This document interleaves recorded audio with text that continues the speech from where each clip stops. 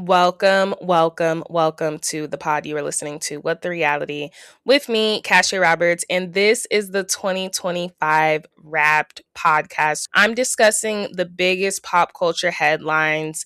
I'm talking about my favorite shows and movies of the year, and also my MVPs and my LVPs because there are many. But thank you so much for listening, and I will see you guys next year.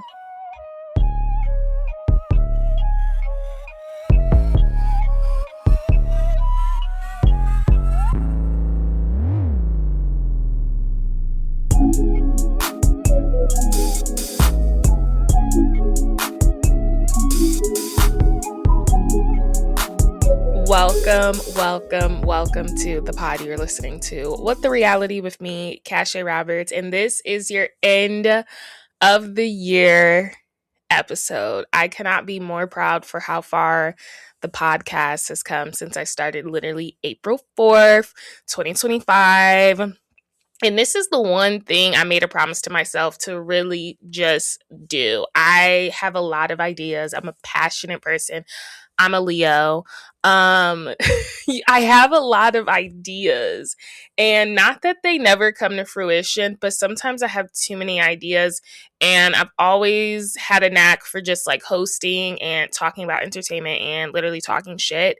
And I was like, I literally want to do a podcast. There are so many podcasts that I've listened to that really was just like, why shouldn't I be doing a podcast? Like, I was a podcast girly before. I can't tell you the last time I've listened to someone else's podcast though, because besides Carlos King, which I kind of view his as like a show, it was like once you become a podcaster, you become so ultra aware of the content you're putting out there that you don't mistakenly or subconsciously want to take anyone else's content. So you don't want to sound like other people. So you really stop listening. It really depends. Like I still listen to Call Her Daddy, but I haven't listened.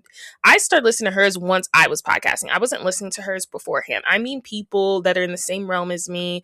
You know, I used to be the biggest and I'm still the biggest. So Bad It's Good with Ryan Bailey. I used to listen to Behind the Velvet Rope. You know, I used to listen to Bravo While Black. I still listen to I Cannot with Kendrick Tucker and, you know, She's Speaking with Emily Hanks. Like, but there's just so many people like before me that I used to listen to. And I was just like, why am I not podcasting? These people, like, they really just like paved the way for little old me. And I could not be more grateful as we close out this year for all of my listeners, you know, that have stuck through me. I'm hoping even next year is bigger. When I come up on my 1-year anniversary in April, I'm hoping it really becomes bigger.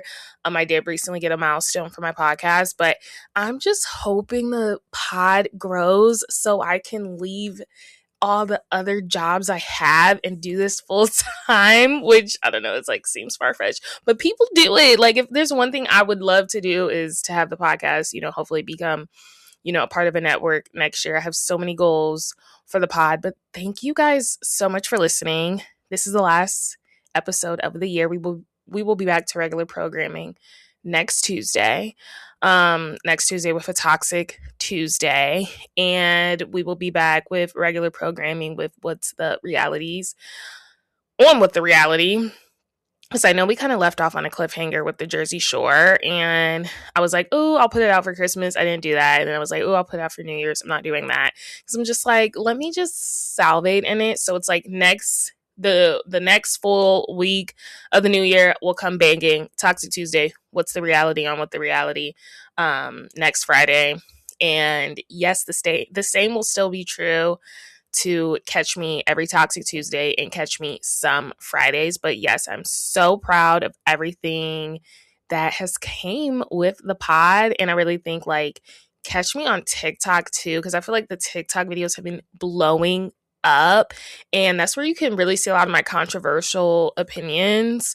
I feel like the TikTok audience still has not found the podcast where I really do dive deep versus like seeing like 2 minutes, 3 minutes of the stuff I'm talking about versus the pod when I really talk about it. So I'm really hoping to merge the audiences. I always say like, oh, I'll get back on Instagram, but I just don't know if that's the truth because if I'm being honest, like Instagram just really doesn't push out your content. If anything, yes, I'll be back on YouTube. Shorts. I just don't know about Instagram. I think it's important to have a brand across everything, which I need to get better at, but if it's not broke, don't fix it. And I feel like TikTok is really where the revenue and where my opinion can really be seen by the masses, which I'm also so grateful for. But as you can tell, this is not a Toxic Tuesday episode. This is what are we calling it? We're calling it the best of Toxic Tuesdays. We're calling it the best of 2025. I have gathered a list. It was supposed to start at the top 10 in like 3 different categories. So unfortunately, it has not. The first category has spilled over from 10 moments because I wanted to do, the top 10 moments of pop culture headlines in 2025, things we talked about on the pod, things we deep dived into. And this is going to be in chronological order at least. So this was supposed to be the top 10, but it's not. It's turned into the top 15, top 16 moments. It was supposed to be 15, and then we added something on because it would only be injustice if I mentioned every single one of these. And there's still stuff I wanted to do. I could have went to top 20, but I think this sums up the year of 2025 of everything I talked about. I went back in all of my notes for all my podcast outlines, and I did it that way. I think this will sum up perfectly what I thought of the year. And then I have 2 categories that are ranked. So we have 10 of the most valuable players that were reality stars, most valuable reality stars, ranked top 10. Doesn't matter the reality show. It is reality TV though, because that's what's the reality. And then we have the top 10 least valuable reality stars, in my opinion, of this year. And that ranking, it will be like 1 through 10. So 10, you would honestly want to be 10 on the least valuable because that means you were kind of close to being on MVP list or just not being mentioned at all. Or if you were towards the bottom of the list for the least valuable, you aren't as valuable as I perceive you to be. Now, you don't want those top 1 through 5 spots because that means I really feel like you had no use on the show, versus the MVP reality stars. Any spot on that list is good, but obviously if you're number 10, it's kind of like you just snuck in there last minute, and I was just like, oh, you know what, I'm gonna add you actually because you did do this. But it's like you want to be the top 5 for most MVP, you know what I mean? And then it's like you want to be the bottom 5 actually for LVP, for the least valuable players, because then it's like, okay, you actually brought something, it's just I probably don't like you, or I didn't like how you went out or something. And then I had a list, I concocted a list for 10 of the best shows. Did Potomac come on last night? I just got a notification from Peacock about a new episode. I thought it didn't come on last night because of the holiday. That's weird. And then for top 10 of the best shows, movies I've watched in 2025, and honestly, this does me no justice because it was difficult for me to remember everything I watched. And I'm right now in this phase right now on Netflix, at least, where I'm watching a lot of stuff that's been out, but they're finally putting it on Netflix. I just watched House of Gucci. That movie was amazing, very interesting. And I'm going to watch Elvis before that goes off of Netflix, December 31st. OMG, I'm going to add 11 because I just thought of something that I have to mention that I was obsessed with. But so that'll be 11 of the best shows, movies. And then, yeah, what else did I watch on Netflix? I just watched Hitman again, which was really good. I am obsessed with the movie This Is 40, but these aren't 2025 makings, so they didn't make the list. But I'm just saying it's hard for me. Honestly, the list I made is probably a good list of everything that was made in 2025. Other shows probably like 2024, 2023. And then, yeah, there's 2 reality shows on there, which are kind of honorable mentions, but I really think they had a really good reality season. So you know what? A good reality show season. So you know what? It's going to be actually the top 12 since I am adding reality shows. But yes, it's going to be the top 12 of the best shows and movies of 2025 for me, in my opinion. And then we're going to do, like I said, the top 10 MVP, the top 10 LVPs. And then, of course, we're going to do a chronological order of the best pop culture moments slash headlines that have happened all 2025. Starting off, without further ado, was obviously the Target boycott that happened in January 2025 to kick off the year, and it kind of set the tone of what the year was. Obviously Trump was inaugurated in January. He won the election, air quotes or whatever, which I'm seeing like now possibly there's an investigation being done with Elon Musk, because they're like, how did you predict that he won 4 hours before it was called? We all had our weird suspicion with that, but obviously he's made it pretty known that he wants to roll back a lot of stuff. He just took away MLK Day, and something that was huge on his agenda was DEI, and that huge rollback that he was claiming DEI was responsible for these airplane crashes, all of this stuff that was going on in the world. And he was just saying how basically you are a diversity, equity, inclusion hire or whatever. So with that huge statement, a lot of corporations backed him, and Target was first on my list for this whole recall because it was just such a big thing. I think people, including myself, we were just so shocked when Target announced that they were rolling back DEI, because Target before had been so outspoken about the George Floyd shootings that happened very close to their headquarters, I believe. And they have also been very supportive of the LGBTQ community. So for them to roll back DEI, they saw a huge loss in revenue, a lot of foot traffic. People were not shopping at Target anymore. I haven't shopped at Target since February. I was following Pastor Jamal Bryan's whole boycott when he was like, we got to hit him where it hurts, the big corporations, and Target was first on the list, like I said, because they had been so outspoken about George Floyd and LGBTQ rights, and they were one of the biggest corporations supporting these, like, Black History Month, Pride Month, all of this stuff. So it was crazy to watch them roll it back. So like I said, I hadn't been at Target. I still haven't been at Target since his day. Don't know when I'll be back at Target. Obviously, it saved me some money. At first, it was difficult because I get some things from there, but now it's kind of become like a memory. And Target still has not really recovered. If you really want to talk about it, they really have not recovered. I am wondering what their Christmas sales were. Obviously, I do live by a Target. If you don't live by a Target, you live in the middle of nowhere. But obviously, the Target I drove by on Christmas Eve was packed. But if I'm being honest, I've seen it more packed. Also, I just think shopping this year was a lot different for people. Obviously, like online is like higher than ever, but the tariffs, things are just more expensive. The cost of living is so expensive right now, so I wouldn't be shocked in general. I was not impressed with Black Friday sales, Cyber Monday sales. Everything was just, honestly, in my opinion, tanking.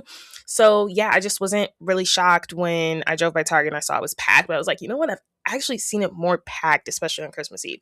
So that is the first headline. The second headline that definitely made noise on Twitter all around the world, and even at some categories that would be shifted soon after, is Beyonce finally winning Album of the Year after she missed out on it 4 times, I believe. Like Lemonade didn't get it, Beyonce didn't get it, self-titled, Renaissance didn't get it, and something else I think did not get it.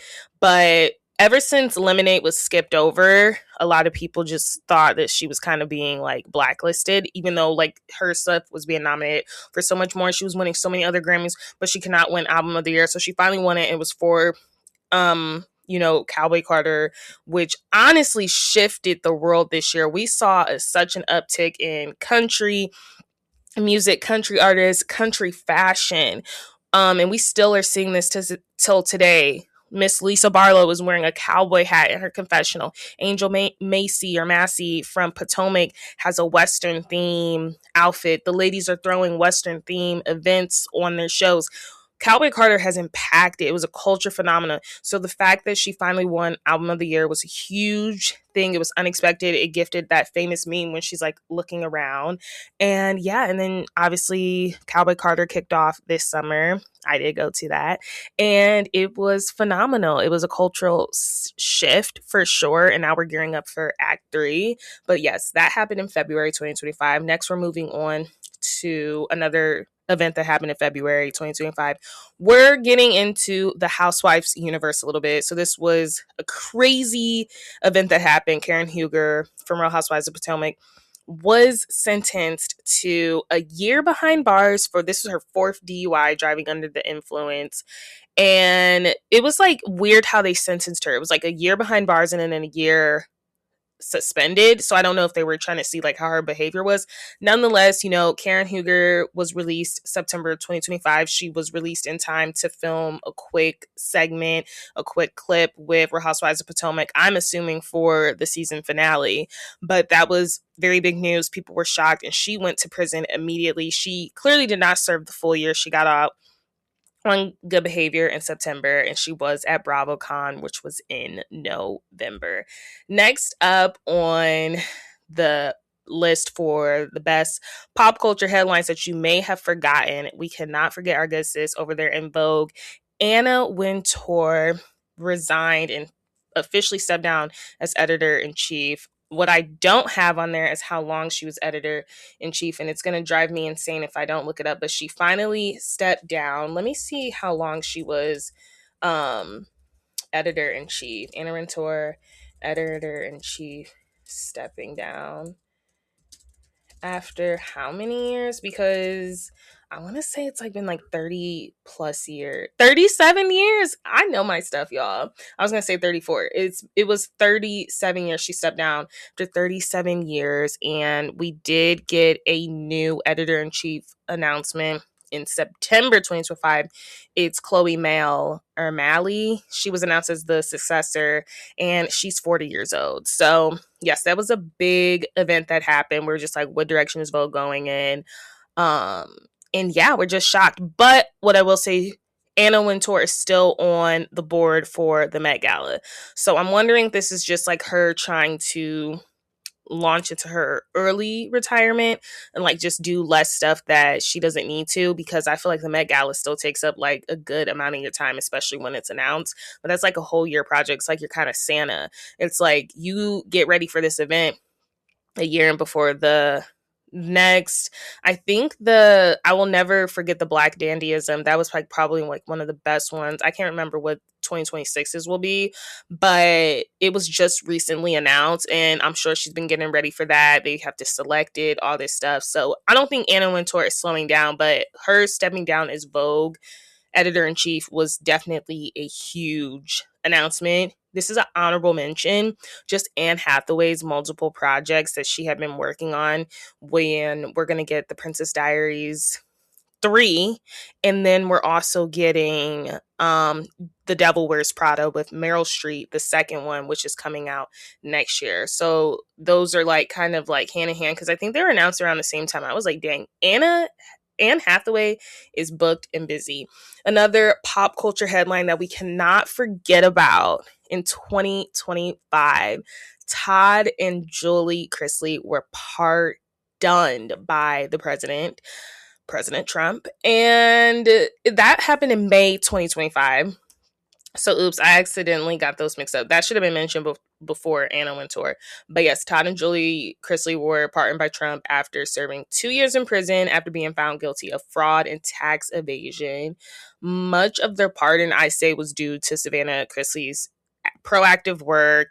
She had constantly be on the line, with the politics, the politicians trying to get her parents out of there. So Todd was supposed to serve 12 years and Julie was supposed to serve 7 years. That is something on my list of deep dives to do. It'll just take a lot more time.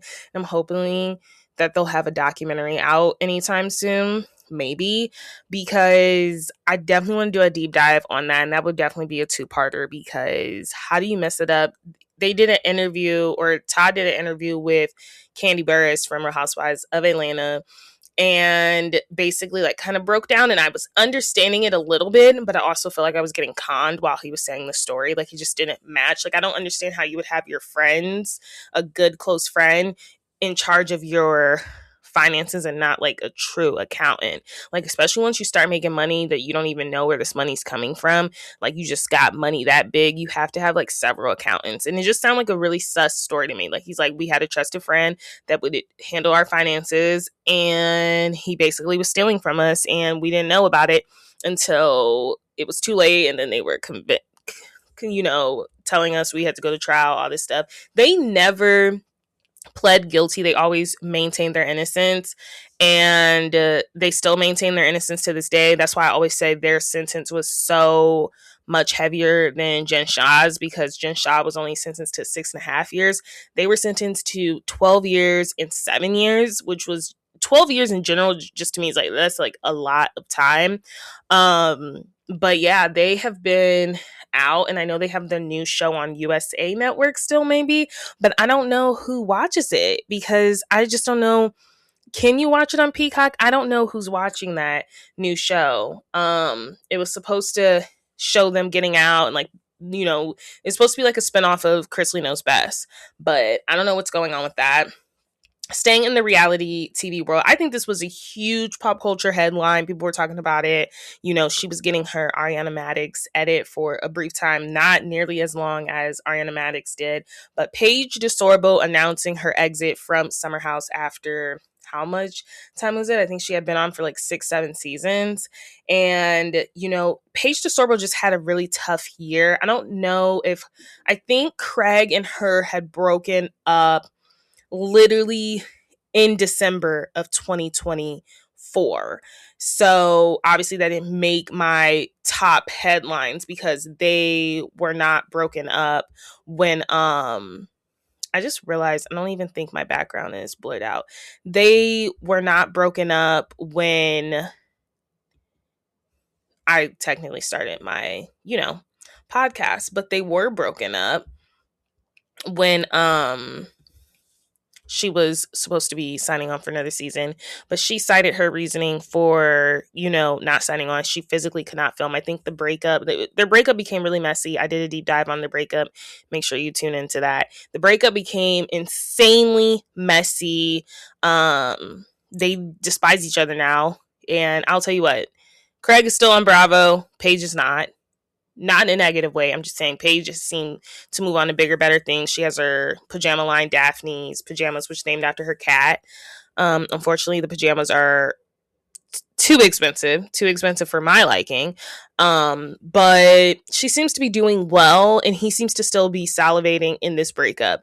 That is his whole identity. It seems like he's going to be on reality TV for the rest of his life. I always say, when you don't know as a reality TV star when to walk away, you kind of become like the joke in the room. And there's a couple of people on that Southern Charm cast that could use to walk away. And I said the same thing about Summer House, Kyle and Amanda, even Lindsay. I love Lindsay, but I was like, at what point, Carl? I'm like, at what point do you walk away from reality TV? Like, at what point have you overstayed your welcome? Like, it's getting a little old now, if that's genuinely what I think.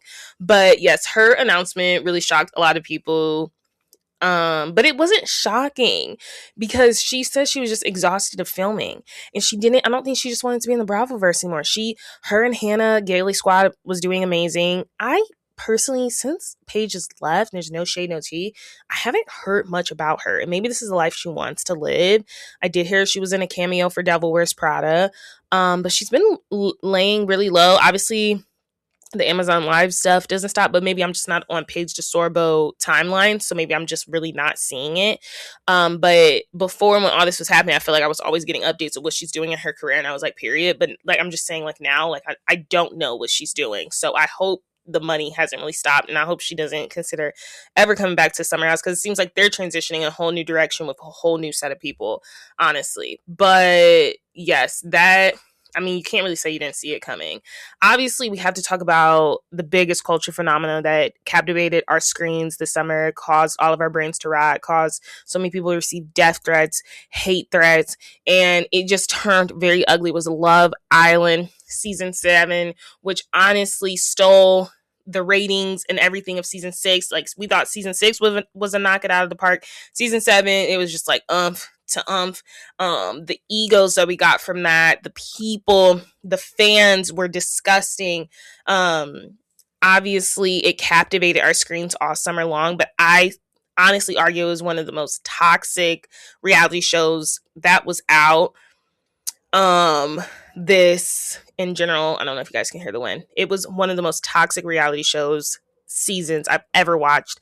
Honestly, ever. I've never seen fan bases that insane before. Even last season, Love Island fan base was not that insane. It was very unfortunate that something so light and so humble in the beginning has now turned into this. I feel bad for people that are going to be on season 8. It's crazy. I used to say I wanted to be on Love Island like for the longest. I would never want to be on there. The fans are bad. Like, they're literally crazy. I wouldn't wish that on my worst nightmare at all. Moving on to number 8 on pop culture headlines and, just captivating pop culture moments. We have Janae and Kenny. This happened obviously in July. Obviously, Beyond the Villa was filming during this. I think this shocked a lot of people because Janae's like the people's princess. She's part of PPG. We were all placing bets on who was going to break up first. To be honest, if you didn't watch Beyond the Villa, you probably didn't know. But I feel like we didn't see nearly as much as Leah and Miguel on their season of Love Island as we did during Beyond the Villa. I didn't realize how obsessed they were with each other. If anything, I had this connotation of what I thought Janae and Kenny were going to be like. And we saw a lot of, holes and stuff in their relationship. It was honestly very shocking to see.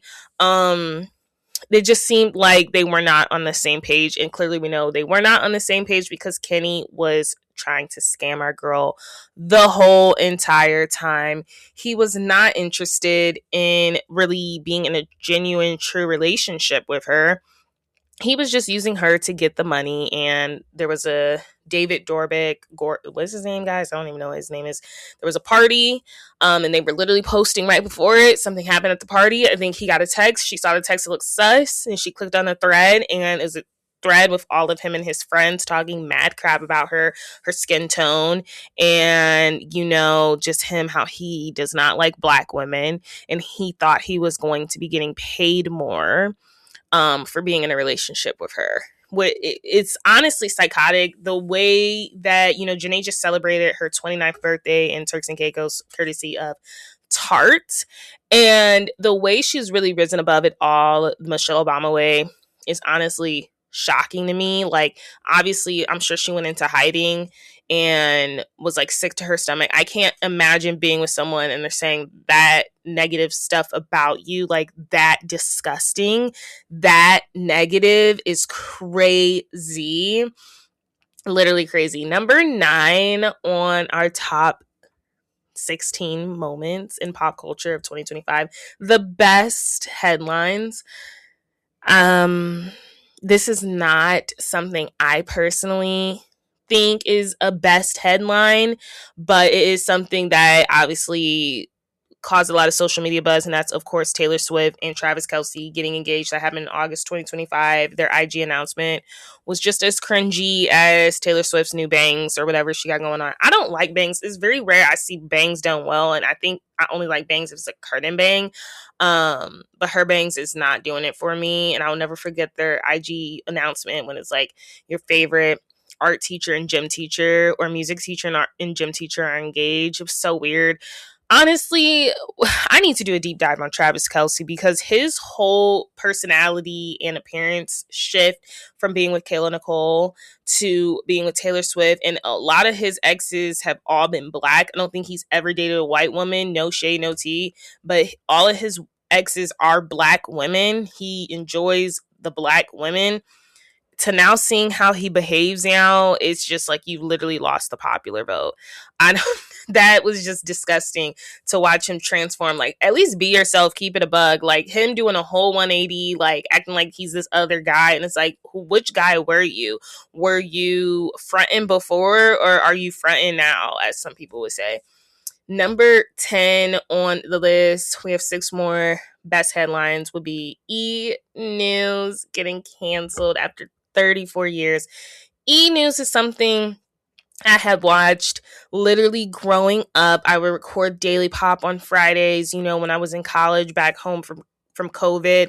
And yeah, I cannot believe E! News till this day has been canceled. I knew there was some reworkings at NBC Universal. Like at one moment, like there would be job postings, for E! Entertainment, or, just like they kept changing the show. It was rotating different hosts. I know Justin Sylvester was doing it for a while. And then we had Adrian Balon come on with him. And it was just very weird. Like it kept changing the time. It became like later. And then like, because E! News used to be like a good, like when you get off of work, used to be like 6 to 8, 7 to 8. And they kept pushing it back, and then became super late, like 11 to 12. And like, who's filming that? Are they pre-recording? It just became a mess over there at NBC Universal. Obviously, we know there was like massive layoffs, but E! News probably out of all the headlines this year is the most shocking to me. I just figured they'd get it together. They never got it together. It was just really sad, y'all, because E! News has been on for 34 years. And for that to cancel, it's like, where's the fun, entertainment, trashy news? Where are we getting that now? I don't know. Number 11 on best headlines would be the Jimmy Kimmel of it all. I remember when that happened in September. Jimmy Kimmel Live was canceled after he had made some comments about Charlie Kirk and his death, alluding that it was actually like the right side that had something to do with it, and it's like his sacrifice or whatever. He didn't say that, I'm paraphrasing. But yeah, ABC pulled him because they are a bunch of wimps and they were trying to stand with Trump. Saw a lot of censorship, viewer censorship, content censorship this year. I should have added the whole TikTok shutdown, but obviously TikTok ain't shut down, so why would that be on here? It was shut down for a day. It was like crazy. We all lost our minds. Can't believe that happened.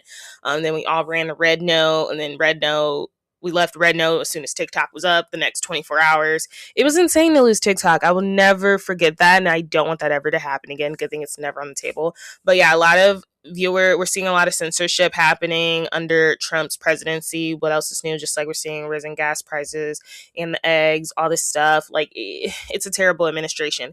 Okay, what's next? We have the Diddy trial revelations. So obviously he had been in jail all year. He had been in jail since he was arrested. I think last year he was arrested sometime. The documentary did just come out, which is still top 10 on Netflix, which is crazy. It's been top 10 for like the past, I want to say like month. It's been top 10 and top 5 at that. Top 3, I want to say. I think it's top 3 still. So he had been in jail, but we got the biggest like trial revelations. Cassie took oath. All this stuff was revealed, and he was found guilty, but not found guilty of the stuff we would have thought he was. He was only found guilty of 2 accounts or 2 charges of committing prostitution, basically, transporting individuals across state lines to engage in sexual activity. So he wasn't even charged for the stuff he did with Cassie and all these people, and like even the stuff he did to Kid Cudi, like just being this insane man. He was acquitted for racketeering, which that alone, I don't see how they had a strong case on it. And I will maintain this, that I just think they should have focused on one thing. So I mean, yes, good, he's been tried or given some time for something. I mean, 50 months. He was sentenced to 50 months on October 3rd, 2025. And I'm pretty sure that's including the time he's already served, which has already been like a little over a year. So that's already shaved down. And of course, good behavior, because I don't know what Ebony K. Williams is talking about, but you do get off on good behavior. We've seen that with Karen Huger, and we've seen that with Jen Shah. Like, clearly you get off for good behavior. So I'm assuming Diddy will be out on good behavior. I would not be shocked if he is out next year. But the biggest revelation is the fact that all this Cassie stuff, he was acquitted on. The only stuff he was tried or, convicted of was the engagement of prostitution. So that's that. The biggest headline, I think, also for me, besides the E! News is just nostalgia. It's just like, oh my gosh, like what? This shook me because I was not expecting it, and it was Dr. Wendy Osefo and Eddie Osefo's literal, what is it called? That they're what is it? They're booking pictures. When that was just released one night, I think it was just released one morning from TMZ. I think it was a Friday. I'll never forget where I was, and I was just like, this cannot be. First of all, they looked high AF. It looks like they were literally stolen throughout the night. and booked on criminal charges, on federal charges for, you know, what was it? I think it was fraud accusations, lying on a burglary that never happened from April 2024. It was a lot. And now I've been updating the pod with that, with the most recent stuff. It looks like they're going to trial in April. In December, recently, it was just found out that they had like 67 credit cards slash debit cards that were going under different aliases. She was Pam Oliver and he was Eddie Hennessy. Apparently, it's been also shown that or discovered that they have very little money, which I can agree. When you add up like all this stuff and their expenses, I do think they have very little money. Yeah, so they're in the thick of it right now. And at first, they were trying to be tried separately, but now I think they're going to do it together. And yeah, their fate is really up in the air. I think she will be at the reunion, which I'm assuming will be, filmed very soon. I think in January sometime, and it'll probably air sometime in February. If not, yeah, it'll probably be in February that it'll air. So I don't know. Next up, we have the Kandi and Todd divorce. Honorable mention is obviously Mia Thornton's arrest, but I don't think that's as shocking. It didn't shock as many people because, girl, you stealing some furniture. We talking about some frauds over here, some fraudsters. And then we're talking about the DUI of it all when it comes to Karen Huger. So I know she's mad that we're really not talking about her no more. I don't even know what's going on with that. But the next one also was a shocker. It was Kandi and Todd. It wasn't a shocker, though, to me because, like I said, I had seen a couple of blind items about a certain couple. And I suspected it was them, especially when Todd was not at BravoCon, though she did thank him in her Lifetime Achievement Award speech. I think it was weird that he wasn't there, given the fact that he was employed by NBC Universal long before him and Kandi got together. I don't know what's going on with them. They just celebrated Christmas together. We do know they're separating, divorcing. She said he was talking to other women behind her back that she was not aware of, which tells me he has been talking to women throughout their whole relationship and she has known about it. And these women were probably in the bedroom with them. But I guess she caught wind of some women that she was not privy to. And she said this divorce was a long time coming. I hope it's not ugly. Recently, Todd was just trying to claim that he signed the prenup under distress, but she had to use footage from the whole Kandi Todd of it all to say, no, your lawyer was privy. You were not coerced into doing this. So I don't know. They just spent Christmas together and they seem to be on good terms. But obviously, Christmas is like one of those holidays you open up the presents with the kids. So that's why I'm assuming they spent it together. I don't know if she can still stand him. But from my findings, he has still been showing her love and support, in the comment section of all the amazing stuff she is doing. I also don't know if it was a rumor, but I think her Candy Coated Nights is supposed to be hitting Netflix, which wouldn't be shocking because Netflix did just invest in a huge podcast deal with iHeartMedia. So I don't know if that's true. I don't know if that was just a rumor, yada, yada, yada, whatever. Let's get to our last two headlines before I get into my MVPs and LVPs. Jen Shah release, huge because her date, I think this is so huge because her date kept getting pushed back. And that's why I will say in terms of Ebony K. Williams, because I'll never forget she did an interview with Carlos King and there's no shade or tea, but I'm just saying, she said there's no such thing as getting out on good behavior. And all the articles you read for these people are people getting out on good behavior. Karen Huger got out before she was due, good behavior. Jen Shah before she was due, good behavior. So my question is, if that's not good behavior, like, I'm just confused why she would say it's not a thing in law as such as good behavior when these women are getting out on good behavior. And we'll see if Dr. Wendy and Eddie go, are they going to get out on good behavior? I don't know. But yeah, Jen Shah was released in December 2025. And she was released after spending 33 months in jail. Obviously, she pled guilty to conspiracy to commit wire fraud, bank fraud, in 2022, targeting mostly the elderly. And like I said, she was expected to serve 6.5 years. So she was sentenced in 2022. She wasn't supposed to be coming out until, quick math, 2028, depending on when she went on 2022, 2028, 2029. So the fact that she's out in 2025, I mean, a win's a win. But she will not be on Salt Lake City, which I honestly think is a missed opportunity. Like, I think Andy got to put his pride aside. Like, he doesn't know how to put his pride aside, because you would have let go Roni a long time ago or brought back the OGs. But I just feel like he don't know how to let his pride go, because I know you got beef with Jen Shah, but you cannot tell me that episode of her coming back to meet with Heather about the black eye would not break Peacock's streaming device, Bravo, cable. Like, it would break some serious numbers if Jen Shah was able to come back to film a scene, at least a trip, at least. Like, I just feel like you're doing us a disservice. We saw this story kind of be put on pause. We're like, all right, we'll see you. The show has went on and the show has been amazing, but we do kind of want to end to that chapter. Like, girl, last time we saw you, you were going to jail and you had punched Heather in the eye. Like, I definitely need to see the rest of that play out. Next up, it's really like the top 15 moments. So Jen Shah would have ended us, but I really just wanted to give a shout out to like Black love, because this year we saw a lot of Black women get engaged. I'm here for it. We saw Normani and DK Metcalf. They got engaged in March, or they posted about their engagement in March. I don't know when they got engaged.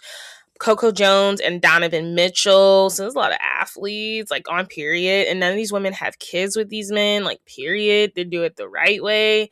Or, I mean, one way you would hope. Coco Jones and Donovan Mitchell got engaged in July. Ryan Destiny and Keith Powers. This is the one for me that I was like, it is about time. They got engaged in October. And then recently, very recent, like this past weekend, Jordan Woods and Karl Anthony Towns Jr., aka Kat, got engaged. And her ring is beautiful. It's like rectangle cut, but that ring was gorgeous. But yeah, it was the year of Black love. I would say half of those couples were set up by Sierra and Russell in their dating services. So if you make a certain amount of money and if you are Black and you want to be loved, hit up Sierra and Russell, because they have an athlete in mind for you, or a nice woman. But that was the top 15, 16 best pop culture headlines of 2025. This best headlines of 2025. I want to move to my MVPs with little to no explanation. So number one on my MVP list is Miss Jackie Christie. Mrs. Jackie Christie. She's still married, unlike most of her co-workers on the show.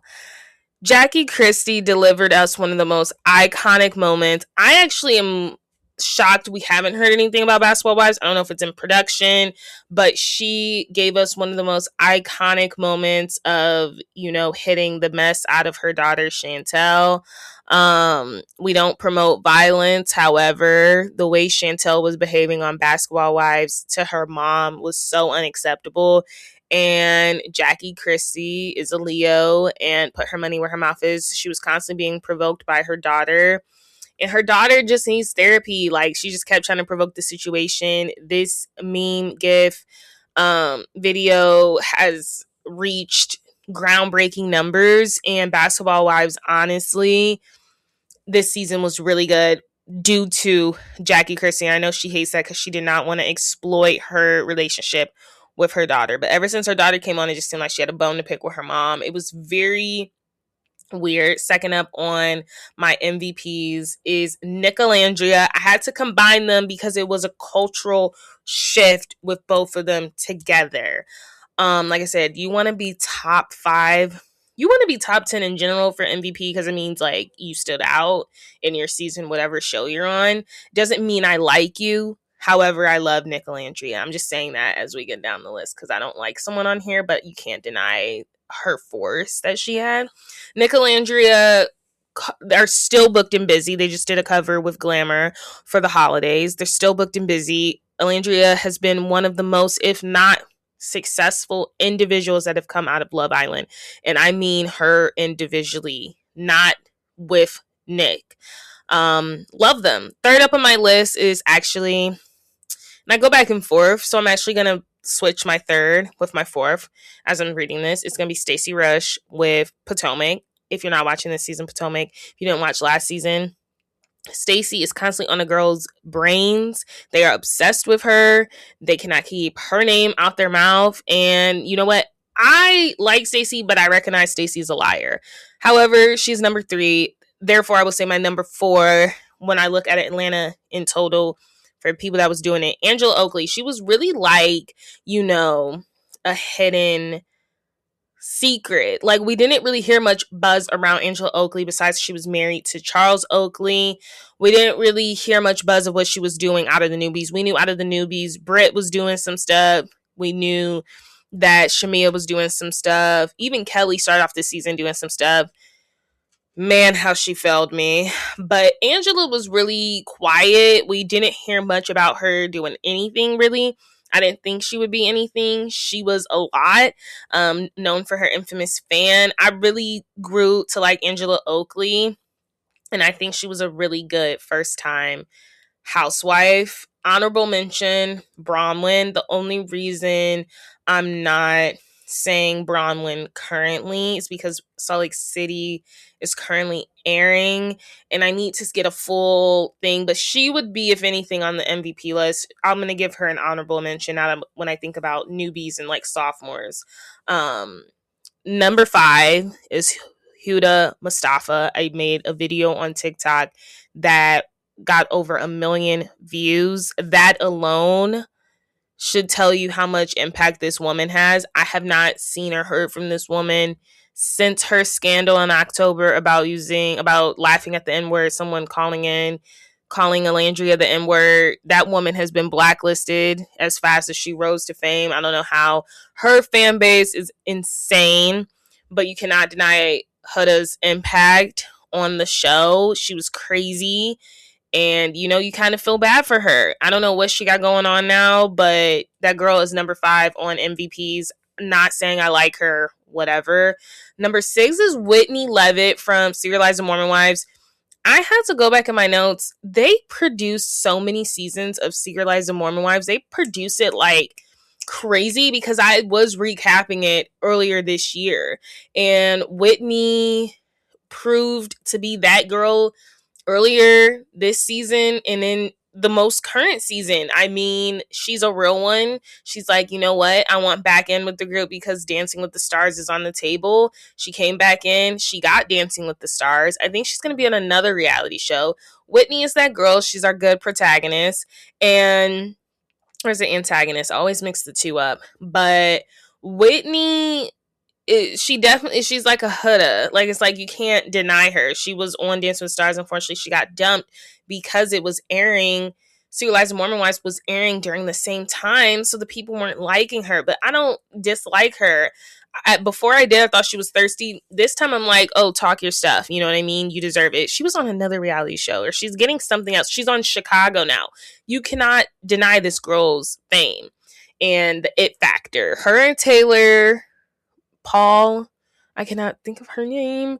The Bachelorette, Taylor Frankie Paul. Both their impacts on the show has been humongous. Number 7 on my list is Kenya Moore. Kenya Moore would have been higher up if she didn't go out as bad as she went. Can't deny the first couple episodes she was on Atlanta was very impactful, but unfortunately she went out really sad by pulling something dumb. I don't know when she'll be back on Atlanta. We're at a point now where Nene Leakes is going to be back on Atlanta before Kenya Moore, which is insane because Nene Leakes literally filed a whole lawsuit against NBC Universal and racism claims comparing her treatment to Kim Zolciak's treatment.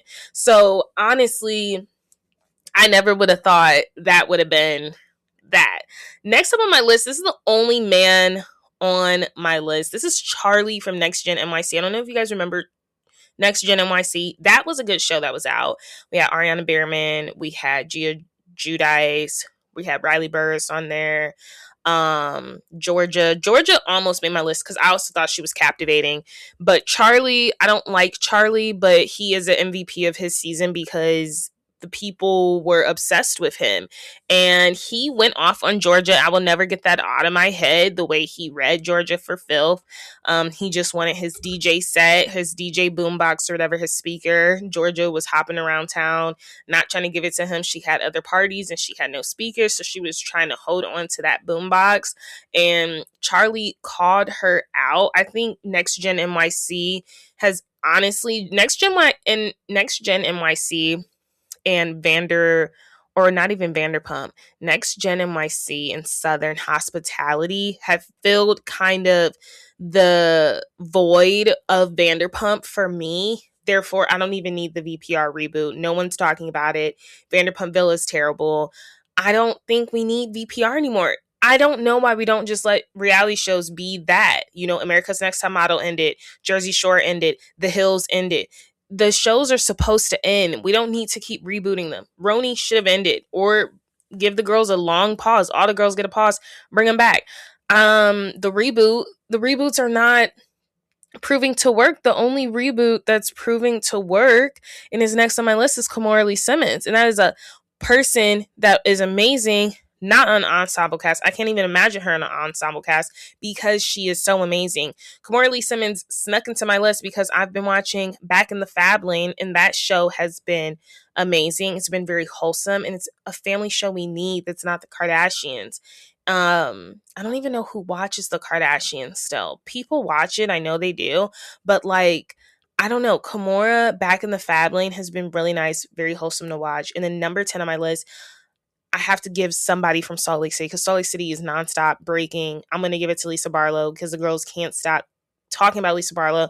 Lisa Barlow is an MVP. She carries the season well on her own, and the women hate it. They hate it. That's all I have to say about that. I go back and forth with Lisa Barlow. Sometimes I can't stand her. Other days I'm like, you know what, whatever, talk your stuff, wear your designer, whatever you want to do. Let's get into the LVPs, the least valuable players. If you were within the top 5, I really see no value for you on your reality show, your respective reality show. Number 1 is, I'm speaking of Next Gen NYC, I'm putting Ava Dash right up there. She was like a dry sponge. She wasn't even a wet sponge. She didn't absorb anything. She didn't stand out to me. If I was the Tyra Banks, infamous, what is it when she's like, we were rooting for you or whatever, I was rooting for Ava Dash, but then also the bottom 5, or you're at the bottom. Like, Ava, she was just so boring to watch. And I think she thought because her name was Ava Dash, like, I think because she thought she was a Nepo baby, I was like, dude, your whole dad like went bankrupt. But like, I think she thought because she was Ava Dash that she was like this, you know, amazing person. It's like, you're with people that are like hustling. Yeah, like, I just think she thought she was more important than what she was. When you're on a group full of people that come from all types of different parents that have done different stuff, like, she just needed some humble pie. She was not necessary to the show for me at all. Next up that I forget about all the time is Gabby Prescott from Summer House. I don't understand how she survived that many seasons on Summer House. She's so boring. She's so boring. I think she's only survived because she has been Lindsay Hubbard's friend, and she's not even mentioned in the next season. Like, they didn't even mention her not coming back. She just floated in the background. Because this last season, she was floating in the background. Not necessary. Next up, I had to talk about Basketball Wives Jackie Christie, so I'm going to talk about somebody that really was not necessary. It was Brittany Renner. I cannot stand that woman. That's all I have to say about that. Next up is crazy because LVP is on the LVP list. LVP, Lisa Vanderpump, was once a very loved reality star. I still think she's loved. She's still got her fans. The gays love her. I love her. But when I look at LVP and what she's done to her respective shows, I'm watching the reboot. I can't really judge her on that. But because I'm looking at reality TV in general, Vanderpump Villa is one of the most boring scripted shows I've ever watched. It's so bad. And that is why a lot of people aren't watching the Vanderpump reboot, because we've already seen Vanderpump Villa, or we've attempted to see it. So we don't even want to give the reboot a chance because we were so disappointed in the Villa. I was really excited I really thought Stassi would have brought something this last season. I couldn't even get into it. And this was when the whole Secret Lives of Mormon Wife scandal happened. It's just so bad, so scripted. And I just like, dang, LVP, you really aren't necessary in reality TV. Go open up your boutique hotel on the Vegas Strip. She's taking over the Cromwell. I don't know if she's taking over Dre's. I really can't see her taking over Dre's. I don't know if Dre's is going to be around anymore. Dre's is like the infamous, like Pauly D DJs there, like DJ Mustard, like, all these crazy people. I don't know what's going to happen with Dre's because she's taking over the Cromwell. And it's like a boutique, technically. So she needs to just go focus on that and then focus on her food show with Gordon Ramsay. That was perfect. Ashley Darby is number 5 for me. I can't stand Forehead, and I'm watching this Potomac season play out, basing it on last season, just her comments regarding Wendy and just her comments in general, her behavior. I'm utterly disgusted with the fact that she has made out and potentially had sex with Sharice's son. I'm just so over Ashley Darby, and I don't understand why she is still on there. If you would have told me that her and Giselle would have been the last 2 standing out of the OGs, I would have laughed in your face because I'm like, not Ashley Darby. Next up would be Heather Gay. Time and time again, I don't understand what Heather Gay is doing on my screen. I think she is supposed to be the mother of the group. She's supposed to bring the folks together, but I think she gets upset when people figure it out on their own, when the friends work it out on their own, because she realizes her purpose on the show becomes so minuscule. Like, she's not important at all. She's been looking for a moment ever since the Bermuda Triangle. And she has not found that moment. She keeps losing weight and she's not funny. I'm over her. Jax Taylor. We forget about Jax. We forget about him. But I have him close to the end because, like, you can't really forget about Jax Taylor. But he really was written out of the Valley this season. He really was. However, we saw a lot, but if anything, this season of the Valley, it functioned without Jax Taylor. Obviously, it was on the demise of his breakdowns, his mental breakdowns, his physical breakdowns, but the Valley functioned without him, and he actually got the boot from the Valley. The Valley functioned without him for a good 7-8 episodes. My question is, what is Brittany going to bring to the table now? Because Jax has now been fired. We don't want to keep hearing about this divorce because you can't even show Jax. You can't even probably talk about him. He's been fired. He's been fired from the show because he's that toxic. Next up is Shamia Morton from Atlanta. I had high hopes for her, but she really did blend into the past, the forgotten. Her ongoing beef, her reunion performance did it for me. And then the apology after the reunion performance on YouTube did it for me. I see a thirsty girl that's always wanted to be in the limelight. And she finally got it. And this is what she did with her. Her reunion performance really did it for me and solidified, like, girl, maybe you should have stayed a friend of. Maybe we Marlo Hamptoned you too soon. Because her and Marlo Hampton had been on Housewives so long before they were upgraded. So long. Versus when I compare a Brittany Bateman on Salt Lake City, I'm like, I would watch Brittany as a housewife. Would she be annoying? Yes. But the potential's there. We thought the potential was there for Marlo and Shamia. And they have both let us down. These are friends that just should remain friends on franchises. Like, honestly, there's no point. Next up, I have Demi Engman, because that is someone that also needed to be humbled and was humbled. Least valuable player, because the show went on without you, Demi. It went on last season without you at the reunion when you didn't show up, and it went on for X amount of episodes. Though they were talking about you, it went on. And yeah, she's been a least valuable player for me, at least, along with other people, but I can't say. I'm just meaning, like, terms of people that really try to make stuff pop, and it's not popping. So finally, it would be Marisol from Real Housewives of Miami. Did we forget that Real Housewives of Miami was even on? Like, I feel like Miami this season was not that good, but Marisol is on my list because she does a lot of behind the scenes stuff and she still doesn't have, what is it? What do they have? They don't have champagne flutes. She still doesn't have a margarita or whatever. So it's like, what was the point of that? When honestly, in reality, I feel like they should have held like limes or something because that is like the margarita's garnish. Either way, she still don't have that glass in her hand and she so desperately wants it. You do all of that. But like I said, I give her number 10 because I just don't like her. She, out of that cast, probably is not least valuable to me because she does a lot of stuff behind the scenes, but she just tried for a moment and it didn't work. Like, she tried to throw Adriana under the bus last minute and it didn't work because you just show how much stuff you do under the table. You're double dealing, in the words of Aviva Drescher. Let's move on to 12 of the best shows and movies I watched of 2025. The first one out the gate, Nobody Wants This, with Kirsten Dunst, Adam Brody, who I never knew was married to Leslie, Leighton Meester. Oh my gosh. That whole connection was crazy. Nobody Wants This season 1 was way better than the second season, but I watched that twice.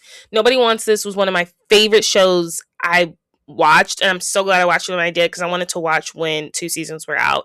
Really good show, very nice, giddy, and it's needed, especially with like all the anti-Semitic stuff that happens in our world. It's definitely needed in time right now because it really educates you on a lot. It's a beautiful love story. I was obsessed. Next up, this is in no particular order besides Nobody Wants This. That was number 1.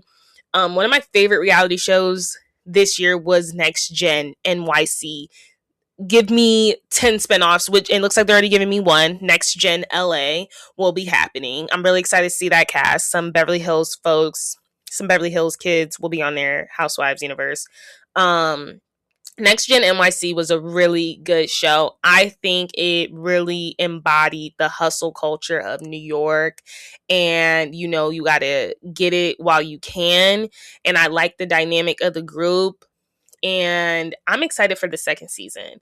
Next up is Sirens. Do you guys remember that? It was a limited series on Netflix. It is not about mermaids, but it is about high society, the upper echelon world, and that was really good. That was on Netflix's top 10 for a while, like a very long time. Next up, I think this is more so an honorable mention because if I'm being honest, this last season was not that good. But the previous seasons have been so good. All the Queen's Men on BET Plus. I definitely think you guys should watch it. It is with Eva Marcel from Real Housewives of Atlanta. I did not like her as a housewife. I love her as an actor. And All the Queen's Men, I discovered that this year and I binged it all. And then I officially caught up with the most recent season. There's 4 seasons out. The 4th season was okay. I'm hoping the 5th season's better. But the first 3 seasons was amazing. I think the 4th season, it's like, it just didn't move a lot. Like, we were stuck in the same place. And that's the stuff with Tyler Perry. Like, his timelines, we would be on the same stuff. We'll be on the same day for 3 episodes. And I'm like... what the heck? But that leads me to another Tyler Perry nomination on my list, which is Straw. Straw was on Netflix. That was also top 10 for a while on Netflix. That was with Taraji P. Henson. It was about the last straw, It was just about one of them days, like you doing all of this. And it was a sad ending, but it was a really captivating movie. Next up, another reality show. Like I said, I feel like we really got back to our roots with reality shows. I'm putting Basketball Wives on there. It was a really good last season.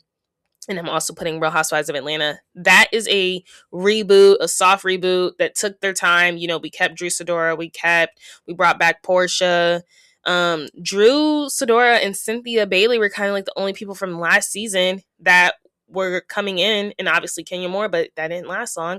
But that was a reboot done right. That is something I'm hoping New Jersey does, because I haven't watched New Jersey in I don't know how long.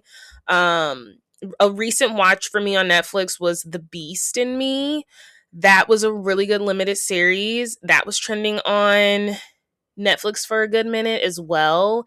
It's about this author that gets cozy with this serial killer, not in a romantic way because the author is a lesbian, but in a let me write your autobiography. And she actually finds out he did kill all of these people. He is this notorious killer that has never been caught because they could never find that he was guilty. But when uncovering all this stuff, she does find, oh my gosh, you did kill these people.